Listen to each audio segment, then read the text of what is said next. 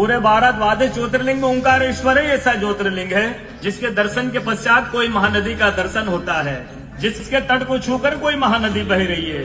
आप काशी जाएंगे गंगा जी दूर हैं, आप उज्जैन जाएंगे क्षिप्रा जी दूर हैं, आप सोमनाथ जाएंगे समुद्र है, लेकिन ओंकारेश्वर ही ऐसा ज्योतिर्लिंग है जिसके दर्शन के पश्चात कोई महानदी का दर्शन होता है।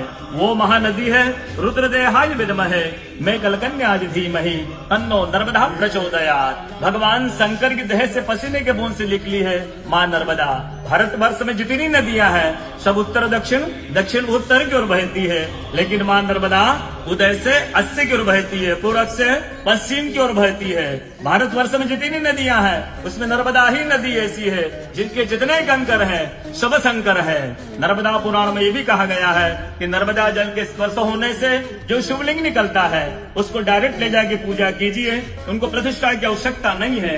नर्मदा जल स्पर्श होने से वो स्वयं प्रतिष्ठित हो जाते हैं।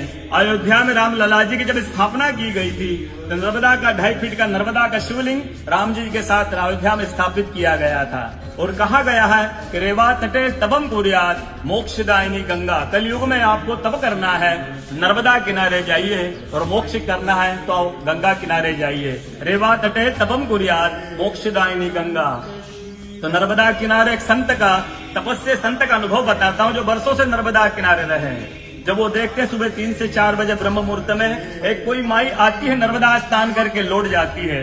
संतों को जिज्ञासा हुई कि मैं वर्षों से इस माँ को देख रहा हूँ, नर्मदा स्नान करके लौट जाती है। संत ने कहा कि कल मैं माँ से पूछूंगा, स्नान करके लौटेगी। वो माई सुबह 3 से 4 बजे ब्रह्म मुहूर्त में स्नान करके लौट रही थी। संत ने देखा माँ स्नान करके लौट रही है। संत दौड़ते गए, माँ को साष्टांग दंडवत प्रणाम करके पूछा है माँ मैं वर्षों से आपको देख रहा हूँ, अब नर्मदा स्नान करके लौट जाती है, माँ अपना परिचय दीजिए। तो माँ अपना परिचय देती है, मैं गंगा हूँ, कलयुग में शुद्धिकरण के लिए नर्मदा स्नान करने के लिए आती हूँ।